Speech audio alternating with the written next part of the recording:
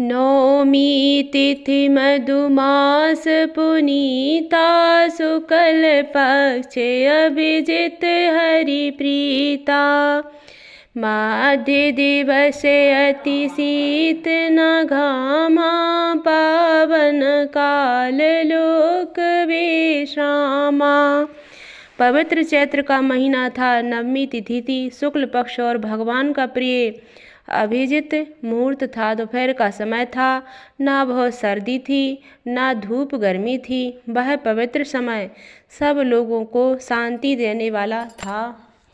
शीतल मंद सुरभि बहे बाऊ, हर्षित सुर संतन मन चाऊ। बने कुसुमित गिरि गण मनियारा, स्त्र बहे सकल सरिता अमृत धारा। शीतल मंद और सुगंधित पवन बह रहा था। देवता हर्षित थे और संतों के मन में बड़ा चाव था। वन फूले हुए थे, पर्वतों के समूह मणियों से जगमगा रहे थे और सारी नदियां अमृत की धारा बहा रही थीं। सो अवसर विरंच जब जाना, चले सकल सुर साजी विमाना। गगन बिमल संकुल सुरयू था, गावही गुण गंधर्व बरू था। जब ब्रह्मा जी ने वह भगवान के प्रकट होने का अवसर जाना, तब उनके समेत सारे देवता विमान सजा सजा कर चले। निर्मल आकाश देवताओं के समूह से भर गया। गंधर्वों के दल गुणों का गान करने लगे। बरसहि सुमन सुअंजलि साजी, गहे गहे गगन दुंदुभि बाजी। स्तुति करहि नाग मुनि देवा, बहुविधि लावहि निज निज सेवा। और सुंदर अंजलियों में सजा सजा कर पुष्प बरसाने लगे। आकाश में घमाघम नगाड़े बजने लगे। नाग मुनि और देवता स्तुति करने लगे और बहुत प्रकार से अपनी अपनी सेवा उपहार भेंट करने लगे। सुर समूह विनती करी, पहुँचे निज निज धाम। जग निवास प्रभु प्रगटे, अखिल लोक विश्राम। लखन सिया राम चंद्र शंकर हरि ओम। जय जय सिया राम श्री सीताराम, भजो राधे श्याम। सीताराम जी भगवान की जय हो। देवताओं के समूह विनती करके अपने अपने लोक में जा पहुँचे। समस्त लोगों को शांति देने वाले जगदाधार प्रभु प्रकट हुए। भय प्रगट कृपाला दीन दयाला, कौसल्या हितकारी। हर्षित महतारी मुनि मनहारी, अद्भुत रूप विचारी। लोचन अभिरामा तनु घन श्यामा, निज आयुध भुज चारी। भूषण बनमाला नयन विशाला, शोभा सिंधु खरारी। दीनों पर दया करने वाले कौशल्या के हितकारी कृपालु प्रभु प्रकट हुए। मुनियों के मन को हरने वाले उनके अद्भुत रूप का विचार करके माता हर्ष से भर गई। नेत्रों को आनंद देने वाला मेघ के समान शरीर था।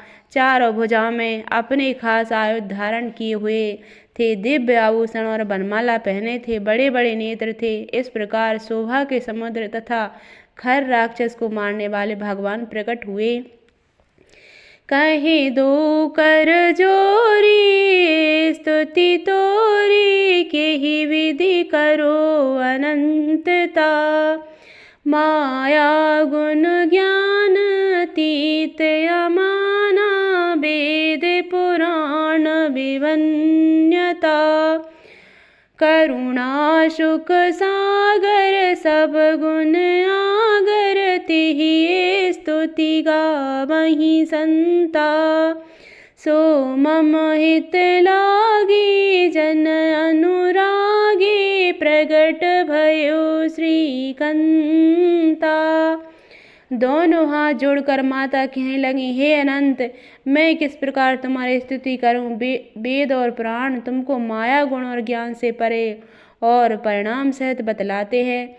श्रुतियाँ और संतजन दया और सुख का समुद्र, सब गुणों का धाम कहकर जिनका गान करते हैं, वही भक्तों पर प्रेम करने वाले लक्ष्मीपति भगवान मेरे कल्याण के लिए प्रकट हुए हैं।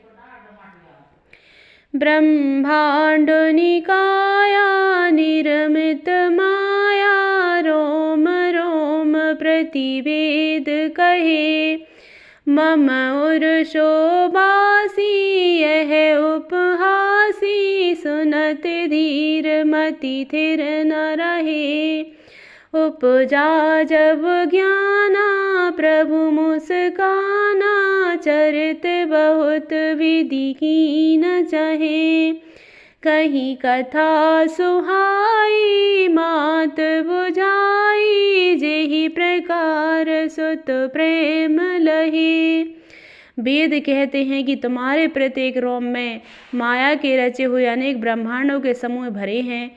वे तुम मेरे गर्भ में रहे। इसी हंसी की बात के सुनने पर धीर विवेकी पुरुषों की बुद्धि भी स्थिर नहीं रहती, विचलित हो जाती है। जब माता को ज्ञान उत्पन्न हुआ तब प्रभु मुस्कुराए। वे बहुत प्रकार से चरित्र करना चाहते हैं, अतः उन्होंने पूर्व जन्म की सुंदर कथा कहकर माता को समझाया, जिससे उन्हें पुत्र का वात्सल्य प्रेम प्राप्त हो, भगवान के प्रति पुत्र भाव हो जाए। माता पुनि बोली सोमति डोली, तजहु तात यह रूपा।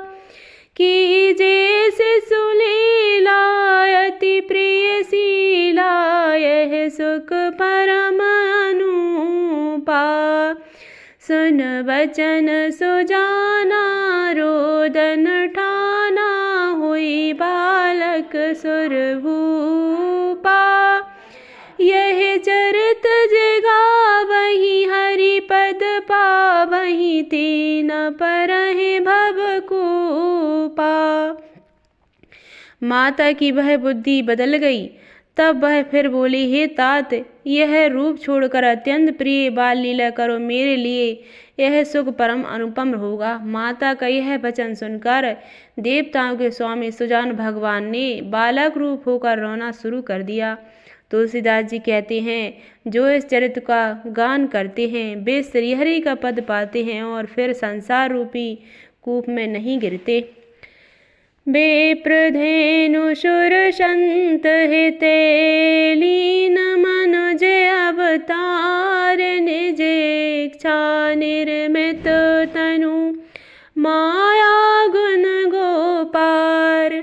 प्रभु अब कृपा करो यही भांति, सब तज भजन करहूँ दिन राति। ब्रह्मांड गो देवता और संतों के लिए भगवान ने मनुष्य का अवतार लिया। वे अज्ञानमयी मलिना माया और उनके गुण सत रज तम और बाहरी तथा भीतरी इंद्रियों से परे हैं। उनका दिव्य शरीर अपनी